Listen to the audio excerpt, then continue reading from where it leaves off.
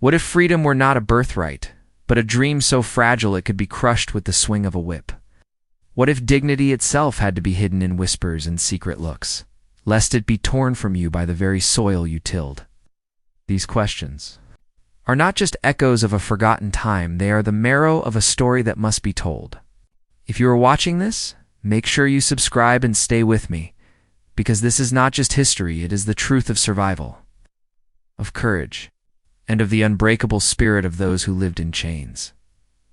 The year is 1838. The air in Georgia hangs heavy with heat even in early spring, and the land seems always thirsty, always demanding.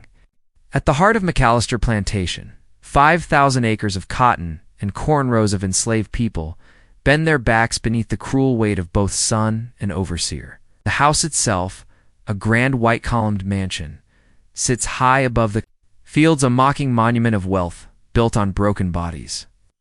It is here that the story of Josiah begins. Josiah is 24 years old, tall, broad-shouldered, his skin a deep mahogany, darkened further by the sun. His hands are thick with calluses, but there is a grace in them, a craftsman's touch. Though most know him as a strong backfit for field work, Josiah carries in his memory the teachings of his father, man who once built furniture before slavery claimed him, from scraps of wood left behind in the carpentry shed. Josiah has taught himself to carve. At night, when the others sleep, he shapes figures, small birds, smooth pipes, the face of his mother he barely remembers. It is this skill, this secret, that keeps a spark alive in him, proof that his spirit is more than what the master claims. Josiah was born on the McAllister land, son of Samuel and Ruth. Samuel was known for his quiet defiance, a man who never bowed lower than he had to. When Josiah was 9, he watched his father dragged out before the quarters, tied to the post, and whipped until his back was a ruin. His crime, teaching another slave how to read a single word from a tattered Bible. That night, Samuel was sold south to Louisiana. Josiah never saw him again, but the sound of that whip carved itself into his memory. It became the rhythm of his resolve one day. He would not only remember but resist. Now, at 24, Josiah carries that memory like a hidden weapon. His days begin before dawn with the bell ringing them to the fields, cotton tears at his fingers, at overseer's eyes slice into his back. Yet in his mind he is carving wood, shaping not just figures, but a life that does not yet exist. At times, he whispers to himself, "Freedom ain't just a word. Freedom is breath. And one day, I'll breathe it whole." The McAllister Plantation is run by Master Thomas McAllister, a man in his 50s whose wealth rests on cruelty disguised as order. His overseer, Silas Crane, is younger, meaner, a man who finds joy in others' suffering. Silas is the kind who carries his whip not just as a tool but as a companion. To him, the people in the fields are not human. They're instruments too, be broken and tuned at will. Among the enslaved, Josiah is not alone. There is Miriam, a woman of 20, quick-minded and sharp-tongued when she dares. She works in the big house, tending to Mrs. McAllister. But in the quiet of night she finds Josiah, and the two share whispered conversations behind the quarters.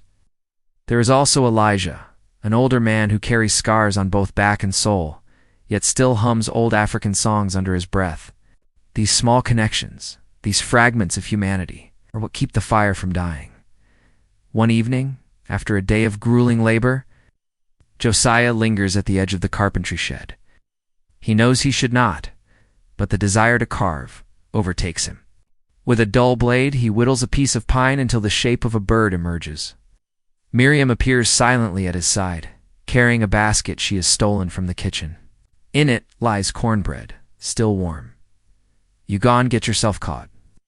"Josiah," she whispers, eyes darting toward the shadows. Josiah smiles faintly, not looking up. "Ain't no harm in a bird?" "Bird don't fly nowhere." "But it reminds you that you can," Miriam replies, voice tight. "Silas catch you with that.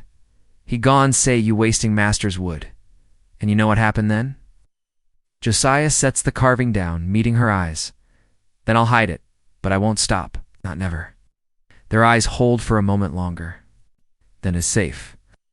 In that gaze is a whole future unspoken, children free of chains, fields that are their own, laughter that is not stolen. But both know dreams are dangerous. Dreams can be whipped out of a man's skin. Still, neither looks away. That night, Josiah dreams of his father. Samuel stands tall, his back unscarred, holding out a book. When Josiah reaches for it, the book turns to ashes and Samuel's face fades. Josiah wakes with a start, sweat soaking. His chest, the echoes of the whip still ringing in his ears. The days stretch on, each one heavy with repetition, yet beneath the monotony lies tension. Rumors whisper through the quarters, talk of rebellion down in Virginia, of Nat Turner's insurrection still haunting the master's nightmares nearly a decade later. Some say freedom is coming. Others say it is a lie meant to bring false hope. One afternoon, while the sun blazes and sweat blinds their eyes, Silas rides into the field on horseback. His gaze falls on Josiah, who has straightened for a moment to ease his aching back. "You there, Silas Sparks? You think you too good to bend? Think you a master now?" Josiah lowers his head, forcing his voice steady. "No, sir." "Then, bend." Silas swings the whip down, striking across Josiah's shoulders. Pain sears through him, but Josiah does not cry out. The others keep their heads bowed, their silence a shield. Silas waits for the sound of agony, for the breaking, but Josiah remains stone. Later, as blood trickles beneath his shirt, Miriam finds him. She touches the wound gently, tears in her eyes. "Why you ain't cry out? Why you let him think you stronger?" Josiah grits his teeth. "'Cause I am. He can break my back, but not my voice." Miriam shakes her head, fear in her every movement. "That kind of pride gets you killed." Josiah looks at her, his jaw set. "Or it get me free." It's defiance. Does not go unnoticed. That night, Silas reports to Master McAllister that Josiah he got fire in him. "Fire burning quiet, but I see it. It ain't safe to let it grow." McAllister strokes his beard, thinking, strong backs make strong profit, but a man with too much fire, fire can spread. Keep watch on him, and so eyes tighten around Josiah. His every move, every glance is noted. The bird carving he hid beneath the floorboards becomes more than wood, becomes a secret too dangerous to share. One evening, Elijah sits with Josiah by the fire. His voice is low, carrying the weight of years. "I've seen men like you, boy, men with fire. Some burn. Bright, but burn out fast. Some learn to keep the fire hid till the right wind blow. Listen to me, don't waste that fire on pride. Save it for when it count." Josiah nods, but inside his blood beats louder. He knows the truth Elijah speaks, but he also knows this. The fire in him cannot be buried forever, and so begins the path of Josiah, born of sorrow, sharpened by silence, fueled by a promise he cannot forget. The land may chain his body, but his spirit is already carving the shape of freedom. The first crack in the order of McAllister Plantation has formed. And soon that crack will widen. The days after Silas's lash fall heavier than before. The overseer's eyes are sharp on Josiah now, every movement measured as though waiting for him to stumble. The other enslaved people sense it too, the hush that falls when Josiah passes. The sideways glance is heavy with both fear and quiet hope. To them, Josiah is no longer just another backbent in the field. He is a question. And questions on plantations are dangerous things. In April of 1838, cotton grows thick and white. Overseers demand more, always more. The sun rises before. The bell and the enslaved are already awake, shoulders aching before the first stalk is cut. Josiah works with silent focus, his fingers raw, his shirt sticking to his back with sweat and blood. He learns to keep his eyes low, but his ears open, listening to every whispered word passed between rows. Miriam sees him only in stolen moments now. The fear of Silas catching them together lingers like a shadow, but she will not sever their bond. Sometimes she slips him food, half a biscuit, a strip of dried meat. Sometimes she presses her hand to his for only a breath before pulling away. Their conversations are brief, but each word carries weight. One night, under a sky heavy with stars. Miriam whispers, "I heard something. Mrs. McAllister been sick. Some say her lungs ain't right. If she'll go, Master gone, be meaner than ever." Josiah frowns. Meaner. He already cruel. Miriam shakes her head. Crueler still. When white folks lose, they take it out on us. D. Says nothing, but the thought gnaws at him. Elijah, meanwhile, becomes something of a mentor. The old man carries knowledge like buried treasure songs from Africa, herbs for pain, tricks to stretch a meal. But most of all, Elijah carries patience. The lash don't just cut flesh, he tells Josiah one evening. It cut years off a man if he let it. Don't give them more years than they already taken. Josiah nods, though inside him the fire is not patient. The defining event comes on a sweltering afternoon, when the air is so thick with heat, it seems the earth itself can't breathe. A boy named Caleb, no more than 12, collapses in the field. His hands are blistered, his chest heaving. Josiah, nearest to him, drops his sack of cotton and kneels. "Caleb," he urges softly, lifting the boy's head, "breathe." "Little brother?" But Silas sees. "What do you think you're doing?" the overseer bellows, riding closer. "Get up, that boy lazy, and you coddling him?" "He ain't lazy," Josiah snaps before he can stop himself. The whip cuts him off, slashes across Josiah's back. Once, twice, 3 times, before he even rises. Caleb cries out, but Josiah shields him with his body.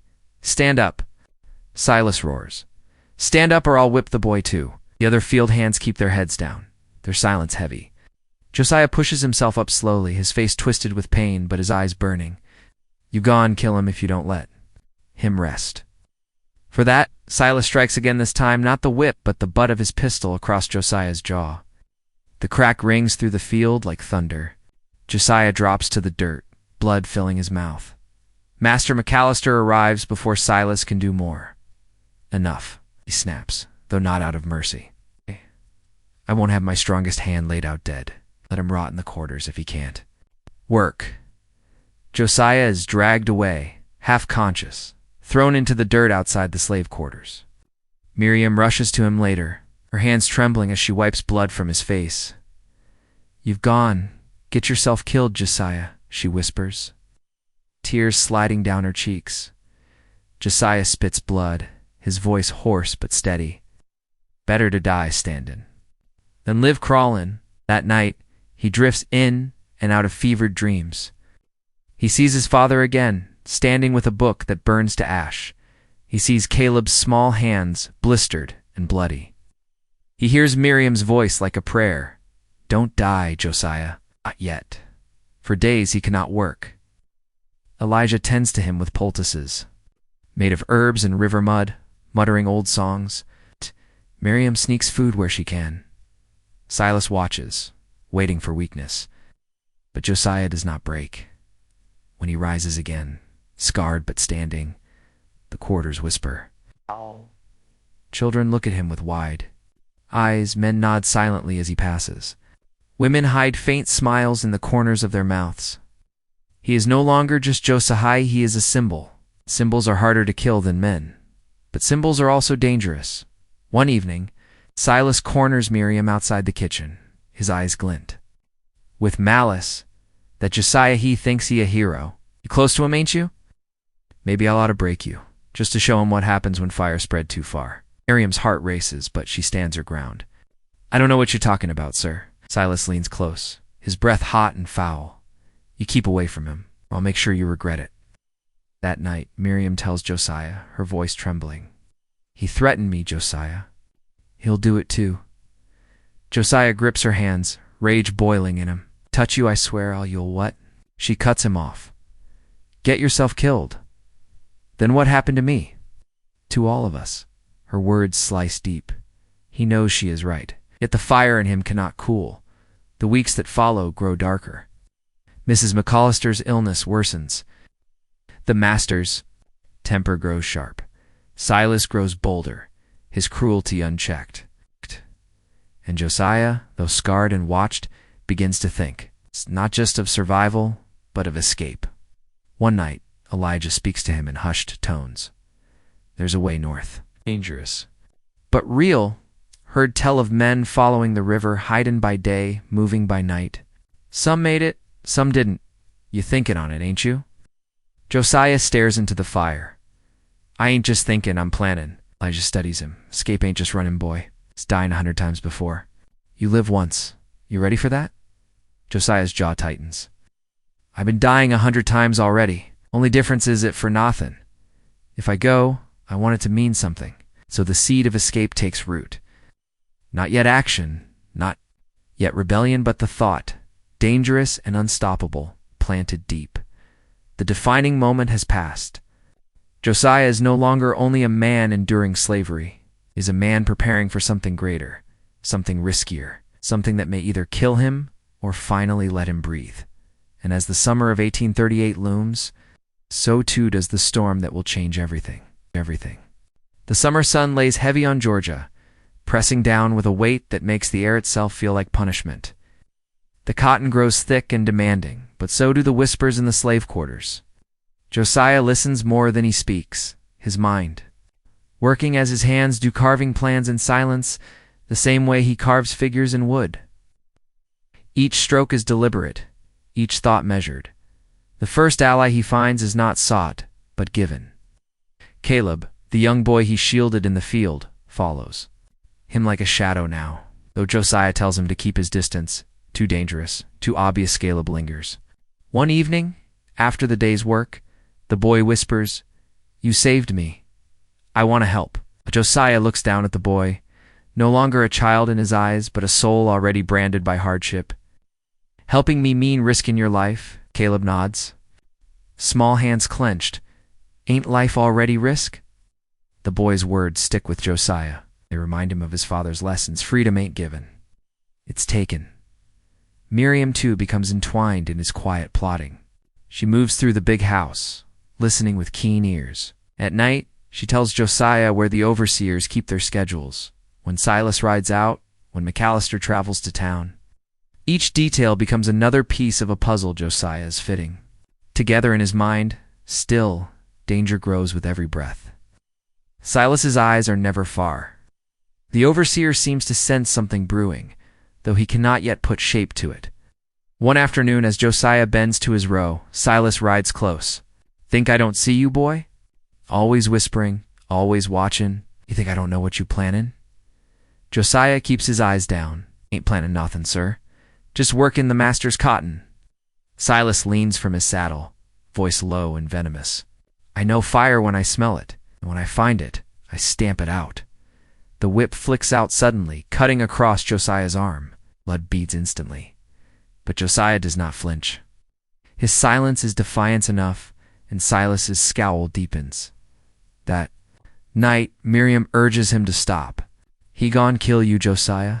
He watchin' you closer every day." Josiah shakes his head. Ain't no stopping.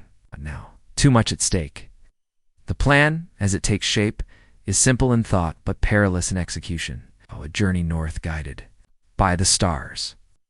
Nights spent hidden in swamps and forests, days buried in silence. Elijah warns him of patrols of hounds trained to chase down runaways, posters nailed in towns with faces drawn crude but enough to mean death if caught. Most who try don't make it, Elijah says, his eyes shadowed by memory. "I seen men dragged back half dead, only to be whipped till the rest of them die. Seen women disappear in the night, never seen again. You ready for that?" Josiah's reply is quiet but steady. "I'm ready to try. It ain't worse than dying." "Slow here," Elijah sighs. "Then you'll need more than courage. You'll need people you can trust." Trust is the rarest currency on the plantation, yet Josiah begins to build it in fragments. He speaks softly to those who linger at the edges of despair. To Lila, whose husband was sold last winter and who stares often at the horizon. To David, a man with scars deep as trenches, who mutters of a brother gone north and free. Each conversation is a test, a gauging of soul. But for every ally, there is a danger. The twist comes when one of their own betrays them. Samuel, a wiry man desperate for the master's favor, overhears Josiah speaking with Elijah one night. Instead of silence, Samuel runs to Silas. There's talk. Samuel whispers, eager for reward. Josiah, he planning something. He'd talk of running. Silas's grin is sharp as a knife. That so? Then let's see what happens when fire meets water. The trap is set 2 nights later. Silas waits in the shadows near the carpentry shed, where Josiah sometimes goes to carve. When Josiah slips inside with Miriam, Silas pounces. His whip cracks. His pistol gleams in the moonlight. Well, he sneers. Look what I caught. The bird trying to fly. Miriam gasps, frozen. Josiah steps forward, shielding her.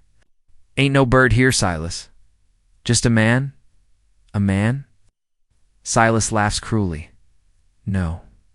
You're a beast, and beasts don't get to dream. He lashes out, the whip coiling around Josiah's neck, dragging him to his knees. Miriam cries out, but Silas strikes her across the face with the back of his hand. The commotion draws others from the quarters, their faces pale in the moonlight. They gather, silent, watching. Josiah struggles, blood seeping where the whip bites his skin. See this? Silas roars, his voice echoing. Is what happens when you think you more than you are? He raises his pistol, pressing it to Josiah's temple. The crowd gasps. Miriam screams. But Master McAllister appears, drawn by the noise. Silas. Enough. Silas hesitates, fury burning in his eyes. He's a danger. He's planning to run. McAllister's face hardens. We don't waste profit on bullets. Lock him in the smokehouse. Let him learn what it means to cross me. And so Josiah is dragged away, thrown into darkness, the door barred behind him. Days blur together, hunger gnawing, thirst burning, rats scurrying. His body weakens, but his spirit, though tested, does not break. He carves words in the dirt. With his finger, freedom or nothing. When at last the door creaks open, it is not Silas but Miriam who slips inside, trembling. She carries a scrap of bread, a flask of water. They let me bring this, she whispers. Said maybe you learn your place if you starve long enough. Josiah takes the bread, his voice hoarse. My place ain't here, Miriam. My place is free. Her eyes fill with tears. Then you gotta live long enough to see it. As he eats, Josiah makes a vow, quiet but unshakable. Silas may watch. McAllister may chain him. Betrayal may cut him, but the fire in him will not die. The escape plan must change, must grow sharper, but it will not end. And so, from the smokehouse darkness, Josiah's resolve burns brighter. The path ahead is more dangerous than ever, but his eyes are already fixed on the horizon where freedom waits. When Josiah steps out of the smokehouse after 7 days, the sun blinds him. His body is thinner, weaker, his lips cracked from thirst, but his back is straight. Silas watches from horseback, expecting a broken man to crawl. Instead, Josiah walks slowly, steady as stone, his eyes fixed on the horizon. The quarters fall silent as they watch him return. Some nod in quiet awe, others lower their heads in fear. The overseer's plan to crush him has failed. Master McAllister, however, is not blind to what has happened. He sees the way Josiah's survival sparks something dangerous among the enslaved, a quiet pride, a belief that one can endure and not be destroyed. That night, McAllister calls Silas into the house.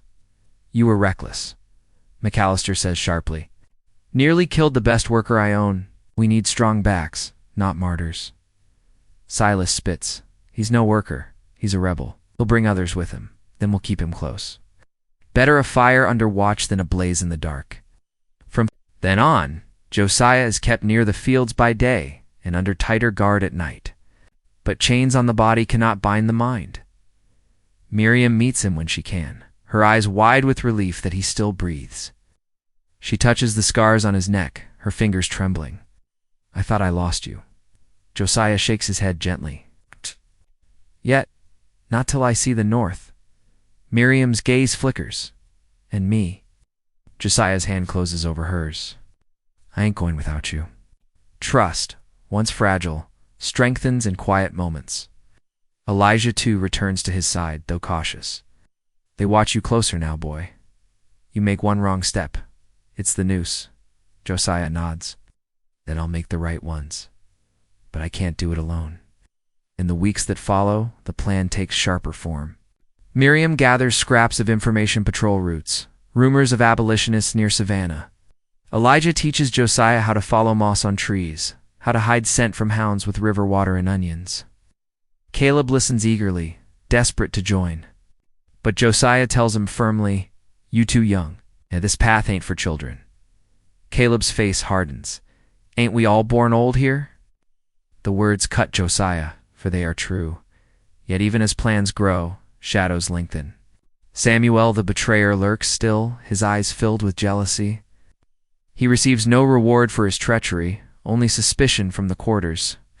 But his spite festers, and Josiah knows he will betray them again if given chance. The shocking loss comes suddenly like lightning out of a clear sky. One evening, Miriam fails to meet Josiah as planned. He waits by the shed until the moon climbs high, but she does not come. Fear gnaws at him. The next morning, whispers ripple through the quarters. Miriam has been taken.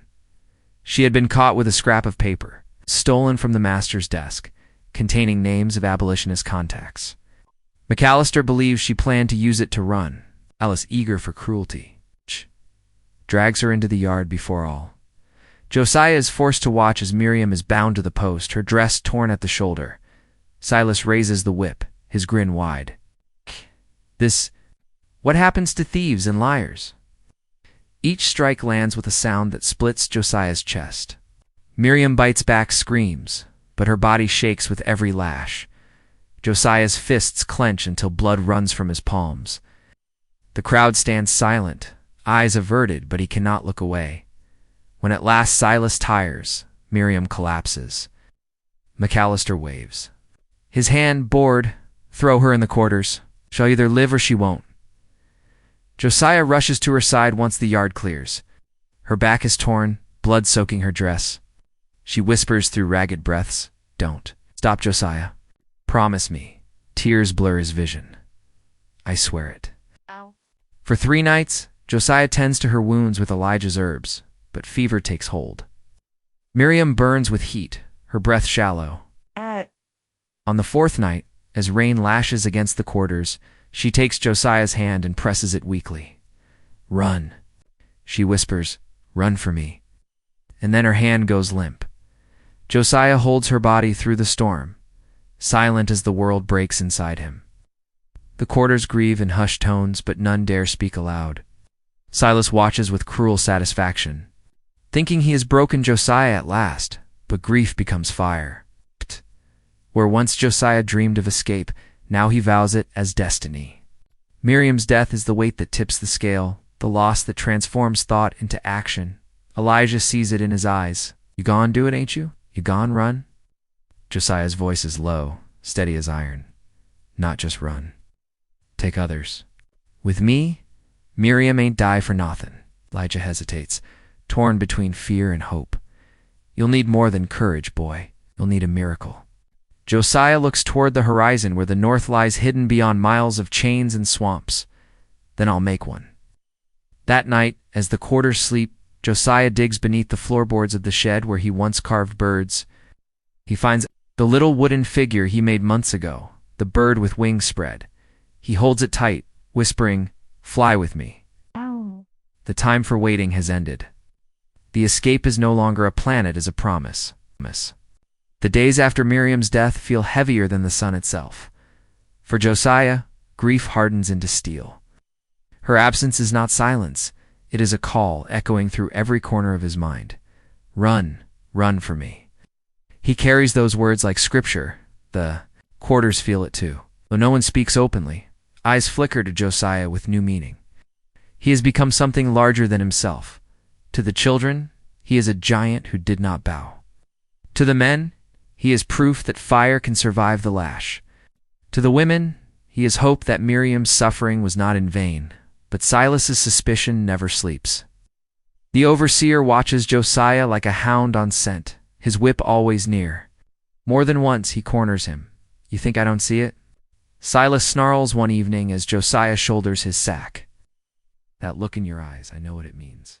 It means you think you're bigger than me, bigger than master. But you ain't nothing but a dog in a chain. Josiah lowers his gaze, his voice even. Then why you so afraid of me? Silas strikes him across the mouth, but Josiah does not react. His silence infuriates the overseer more than any curse. That night, in the shadows of the quarters, Josiah begins to gather his allies. Elijah sits beside him, his voice a low hum. You can't take too many, Elijah warns. The bigger the group, the louder the noise. Loud noise, bring dogs, bring death. I know, Josiah says. But I ain't leaving them who can't. Bear no more. He chooses carefully. Caleb, despite his youth, insists on joining. I owe you my life. Ain't no life left here for me anyway. Josiah wants to refuse, but the boy's determination is unshakable. Leela, whose husband was sold, steps forward with tears in her eyes. I'd rather die running than live rotting. David, scarred and silent, agrees with only a nod in all. 6 souls prepare to follow Josiah: Caleb, Lila, David, Elijah, and 2 younger men named Isaac and Jonah. Each carries nothing but desperation and faith. They meet in whispers at night, their conversations carried by the crackle of fire and the chorus of crickets. Elijah maps the path in the dirt with a stick, north by the river, then west to avoid patrols, then north again to the swamps. Stars'll guide you, he mutters.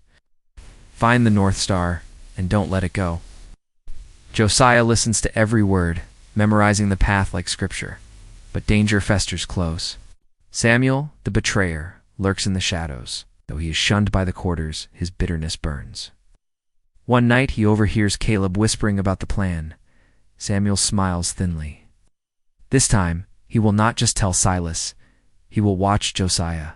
Hang yet fate twists. Samuel slips to the overseer's cabin, eager to spill the secret. But before he can knock, Elijah steps from the darkness, blocking his path. The old man's eyes are weary but sharp. You ain't telling no one, Elijah says quietly. Samuel sneers. You think you can stop me, old man?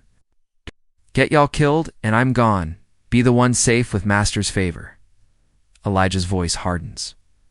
Favor don't save no soul. If you open that mouth, you'll bring more than chains. You'll bring blood. The two stare at each other in silence. Finally, Samuel spits at Elijah's feet and slinks back into the night. For now, the plan survives. As the chosen night draws near, Josiah prepares with fevered focus. He carves one last figure from wood the bird, with wings outstretched in, buries it beneath Miriam's resting place. Fly with us, he whispers. The escape begins on a moonless night, when even the stars seem hidden in fear. Josiah leads them from the quarters one by one, careful not to stir noise. Hearts pound louder than footsteps. They reach the tree line, the fields falling behind them like a bad dream. For the first time in his life, Josiah stands outside the bounds of McAllister Plantation without chains. The forest looms before them, dark and alive. Now, Josiah whispers, now we fly. Caleb grips his hand tightly, eyes wide. Lila clutches a strip of cloth from her husband's shirt. Elijah hums a soft tune to steady trembling hearts. And with that, they step into the unknown, each breath both terror and freedom. Behind them, the quarters sleep, unaware of the storm about to come. Ahead of them lies darkness, swamps, dogs, patrols, hunger, betrayal, maybe death. But for Josiah, there is no turning back. Miriam's voice drives him forward, her last breath. Still alive in his chest? Run. Run for me. The forest swallows them whole. Branches groan overhead and the air grows damp and heavy, filled with the smell of moss and earth. Every step away from the plantation feels like stepping off the edge of the world. Josiah keeps them moving in. Silence. He knows sound carries in the night. The only guide is the river's whisper and the faint shimmer of stars through the trees. When the undergrowth cracks too loud beneath their feet, his chest tightens, waiting for the bark of dogs. Caleb struggles to keep pace. His legs are wiry, his body still more boy than man. Josiah slows only slightly, murmuring, "Keep your breath. Steady. Think of it like the hammer on the forge. Strike, lift, strike, lift." Caleb nods, teeth clenched, forcing himself forward. By dawn, their feet are raw and their clothes soaked with dew. They collapse in a thicket hidden beneath tangled vines. Leela rocks herself gently, whispering prayers into the cloth she carries. David closes his eyes but does not sleep. He listens, always listening. Josiah allows them only moments of rest. Can't stop long. They'll be after us soon. The truth of it comes with the sound of hounds in the far distance font. But rising, fear crawls through the group like fever. Jonah curses under his breath. "They already on us." Elijah steadies him with a look. "Dogs only catch what's close. We got the river ahead. That'll break their nose." They push forward. The swamp rises before them by midday, water dark as tar, insects thick in the air. Cypress trees stand like watchmen, their roots twisting. Above the muck, the group hesitates at the edge. Caleb whispers, "We can't go through that." Josiah's jaw hardens. "We ain't got a choice." They wade in. The water clutches at their legs. Leeches cling to skin, and unseen creatures stir beneath the surface. Every splash feels like a shout. Lila nearly slips, and Josiah grabs her arm, steadying her. "Don't fight the water. Move with it." Hours drag like years. The swamp tests their will more than any whip ever could. Mosquitoes swarm their faces, bites swelling into welts. The stench of rot fills their lungs. Yet still, they press on, driven by the sound of dogs growing fainter behind them. At dusk, they find dry ground, a small island of earth among the mire. Exhaustion drops them to their knees. Isaac mutters, "If this is freedom, it worse then." Chains. Josiah grips his shoulder. "No, this is the road to freedom. Roads are always hard, and they light no fire. Hunger gnaws at their stomachs, but to cook would be to invite death." Elijah finds berries and roots, passing them silently among the group. The taste is bitter, but it is life. That night, Josiah dreams of Miriam. She stands at the edge of the swamp, her hands outstretched. "Keep walking," she says. "Don't look back." When he wakes, her voice still lingers. The next days blur into struggle. Mud, rain, biting cold. Caleb grows feverish, shivering as they move. Josiah carries him on his back when he stumbles. But greater danger comes from men, not nature. On the third night, while crossing a ridge, they hear horses, patrollers riding the night roads, lanterns swinging like hungry eyes. The group freezes in the undergrowth. One horse whinnies, and a rider tugs the reins, glancing toward the trees. For a moment, it seems discovery is certain. Then Elijah begins to hum. Soft, low, like the wind in the reeds. It blends with the night sounds, a lull that makes the riders turn away. The lanterns swing off into the distance. When they are gone, Caleb whispers, "You saved us." Elijah only shakes his head. "Lord did, but safety is fleeting." On the fifth day, betrayal finds them. Jonah, worn by hunger and fear, breaks. "We'll never make it," he says, his voice shaking. "I'm going back. I'll beg forgiveness. Maybe they'll let me live." "Phew." "Go back," Josiah says quietly.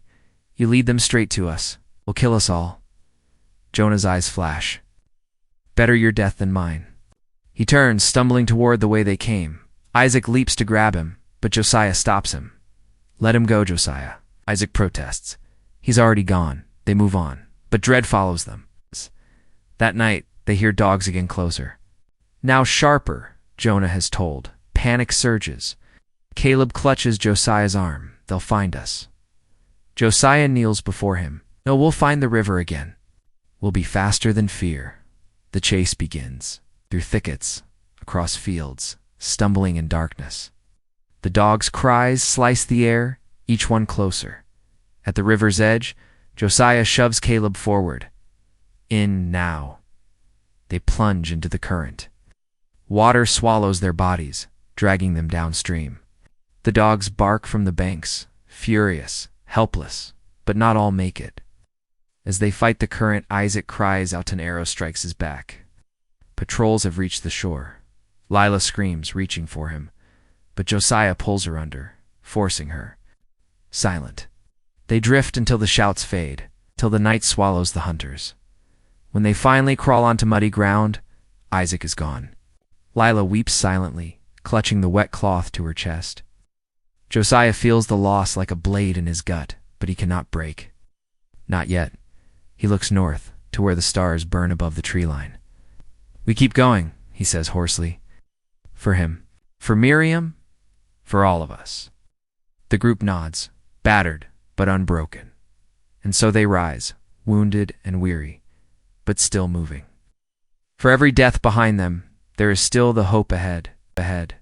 The forest grows colder as they press north. Leaves have thinned from the trees, and wind slips easily between the trunks, carrying the bite of early frost. Their clothes, already torn from the swamp, offer little warmth. Nights turn into a battle. For survival? Huddling together like fallen branches against the cold, Josiah feels every shiver in Caleb's small body as the boy leans into him. Fever has loosened its grip since the river crossing, but weakness clings stubborn as shadow. Leela tends to him with what scraps of herbs she finds, whispering words from her mother's tongue that none of them understand but all draw comfort from. Elijah remains the anchor, steady in word and step. His prayers have become shorter, sharper less. Sermon and more plea. Even his unshakable faith strains under the weight of their hunger. Days stretch longer without food. Roots, bitter bark, a rabbit caught in a snare Isaac had taught them to make before he fell. These are all that stand between them and collapse. One night, David murmurs, "Better the whip than this slow dying." Josiah stares into the dark. The whip never stopped killing. It just took longer. But doubt seeps into even him. In his mind, he sees Miriam's face, not smiling this time but stern, asking, "How many will you lose before you reach freedom?" On the 12th night since Isaac's death, they stumble upon a shack deep in the woods. Smoke rises from its chimney, faint but real. They crouch in the undergrowth, torn between hope and fear.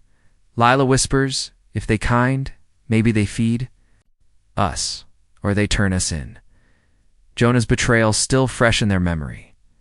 Josiah weighs the risk. His people's ribs press against skin like drumlines. Starvation is as sure an enemy as the men with dogs. He makes the call, "I'll go alone." Creeps to the shack, each step deliberate, breath caught in his throat. A lantern glows through the cracks. He knocks softly. The door creaks open, and an old woman peers out. Her skin is lined like tree bark, her eyes sharp. For a heartbeat, they measure one another in silence. Then she says low, "You running?" Josiah nods. She opens. The door wider. "Get your people." Inside, the shack smells of wood smoke and stew. The others enter, trembling with exhaustion. The woman feeds them bowls of broth so thin it is more water than meal, yet to their starved bellies it tastes like heaven. Her name is Ruth. A free black woman who tends the woods alone since her husband was taken by fever. She listens as Josiah explains their flight, her eyes never leaving his face. "You know what waits ahead?" she asks. Josiah answers, "Freedom." She shakes her head slowly. "Freedom ain't a place. It's a crossing. Some don't make it."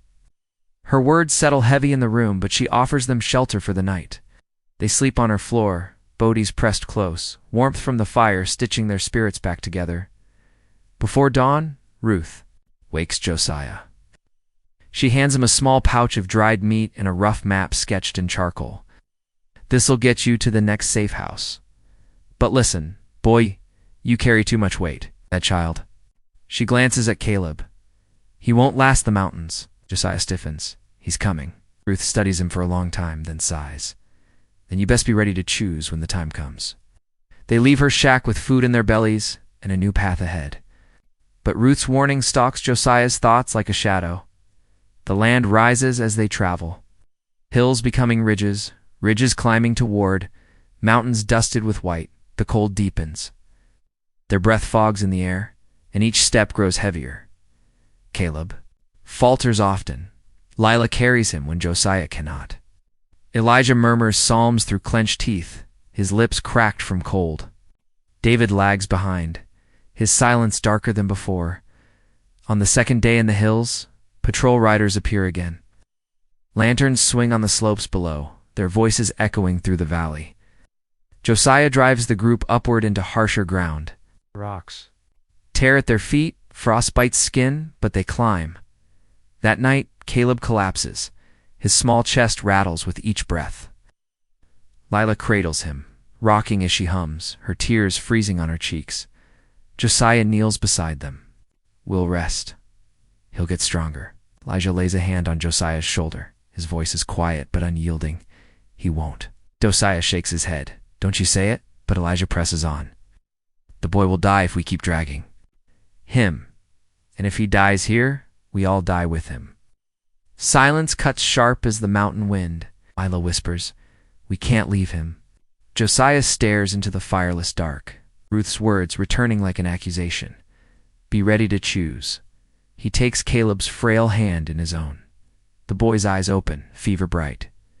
Don't leave me, he whispers. Josiah swallows hard, his throat raw. Never. You hear me? Never.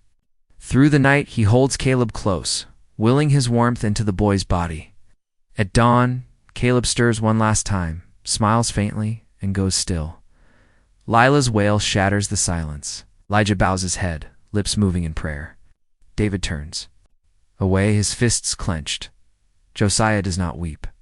He digs with his hands in frozen ground, bleeding his fingers raw until a shallow grave opens.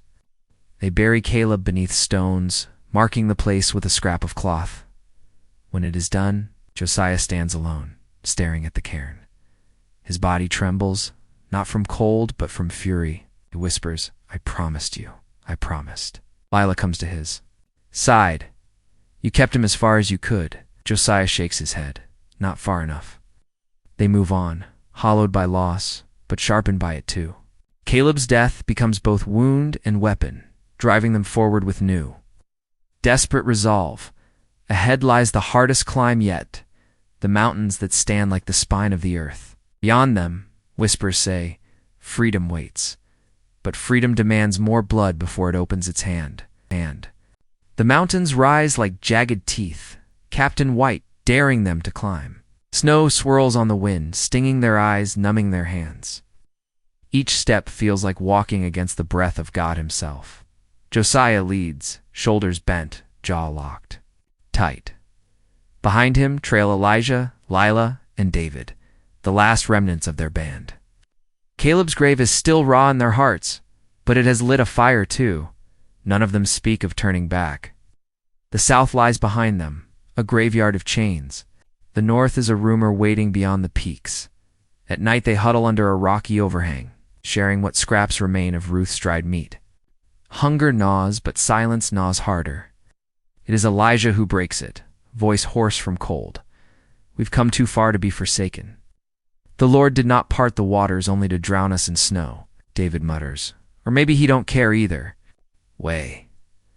Elijah's eyes flash, but Josiah lifts a hand. Enough. We keep moving. Talking won't warm us. The next day brings storm. Snow falls heavy, blanketing tracks, hiding paths, swallowing sound. They push through drifts waist deep. Skin raw, bodies staggering. Lila collapses more than once, but Josiah pulls her up each time, refusing to let her fall behind. Then horns echoing from below, dogs baying, lanterns flickering through the storm. The hunters have not given up. Panic surges through them, but Josiah forces calm. Upward, he commands. The snow hides us. Be close. They scramble higher into the peaks, hearts pounding. Storm thickens, turning the mountain into a white maze. The sounds of pursuit fade, muffled by snow yet. Josiah knows they are still coming. By dusk, they reach a narrow pass. Wind howls between the cliffs, whipping snow into their eyes. Josiah halts, scanning. The path splits, one trail sharp and narrow along the ridge, the other bending into a gorge where shadows gather. Elijah says, "Ridge will be faster. Gorge may shelter us." David snarls, "And if the gorge is a dead end?" "Then what?" Lila whispers, teeth chattering. "We'll die if we stop here." Josiah makes the call. The ridge. They cling to the cliffside, inches from a drop that disappears into cloud. Wind threatens to tear them off, but they inch forward, hand by frozen hand. Lila slips. Josiah grabs her, muscles straining, until Elijah hauls her up from the other side. For a moment they cling together, shaking alive only because each refused to let go. But then voices behind them. Closer now, the hunters have found their trail. Lantern light glimmers through the storm. The dogs' cries grow louder. Josiah's heart hammers. They cannot outrun them on this ridge. They cannot outfight them, not with frozen hands and starving bodies. Yet surrender is death worse than death. He turns to the others. "Go, keep climbing." Lila shakes her head. "Not without you." Josiah grips her shoulders. "You will go. You will live. That's the only way this means anything." Elijah stares at him, realization dawning. But Josiah is already moving, pressing the pouch of Ruth's map into Lila's hand. "Follow this. Find the safe house. Don't stop till you reach it." David grabs his arm. "You think we'll let you die alone?" Josiah looks at him, eyes burning. "You think I want to? But someone's got to hold them. Someone's got to buy the time." The storm rages around them, but for a heartbeat there is only silence. It's broken by the weight of choice. At last Elijah nods, tears freezing on his face. "Then you'll be our Moses." Josiah gives a faint, fierce smile. "No, just a man who won't kneel." He turns back down the ridge, away from his people, toward the hunters. Snow swallows his figure as he descends. Lila tries to follow, but Elijah holds her back. "If we go, we waste his sacrifice." Through the storm, Josiah moves like shadow. He finds a bend in the ridge, a place where the path narrows to a throat. There he gathers stones, hefts a branch into his hands. His body shakes with exhaustion, but fire burns in his chest. The lanterns come closer, glowing like eyes. Dogs snarl. Voices curse. Josiah breathes deep, the mountain air sharp in his lungs. He thinks of Caleb's small hand in his, of Isaac's laughter, of Miriam's whispers in the dark. He thinks of chains and how they sound breaking. Then he steps into the lantern light. The hunters shout. Dogs surge. Josiah roars, swinging the branch like a staff, stones crashing down from the ridge as he hurls them. Erupts men screaming. Dogs yelping, snow and rock tumbling into the gorge. For moments that stretch like eternity, Josiah is more than a man. He is the mountain itself, unbroken, unyielding. The last thing Leela sees before Elijah drags her and David onward into the storm. Is Josiah's silhouette against the lantern glow standing tall, fighting, refusing chains one final time? They climb. Hours blur into night. Exhaustion swallows them, but they do not stop. Not until the storm breaks and dawn bleeds red over the peaks. Ahead lies a valley, quiet and still. Smoke curls from a farmhouse. Lantern flickers 3 times in the window, the signal Ruth had taught them. They have found the safe house. Elijah falls to his knees, sobbing. Lila clutches the map in frozen hands. David stares back toward the mountains, where Josiah's figure has vanished forever. The farmer and his wife lead them inside, feed them, warm them, give them new clothes. Their journey is not over. There are still miles to Canada. Dangers on every road, but they are alive. Alive because Josiah chose to be the wall between them and chains. Years later, in a northern town where freedom breathes easier, Leela tells his story to her children, to neighbors, to anyone who will listen.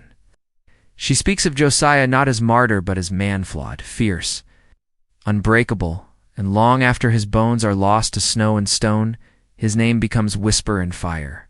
Josiah, the one who would not kneel. Some say hunters killed him that night. Others claim he slipped through the storm, crossing into freedom unseen. No grave marks his resting place, but his story lives, carried in voices, etched in memory. because freedom, as Ruth said, is not a place. It is a crossing. And Josiah carried them across.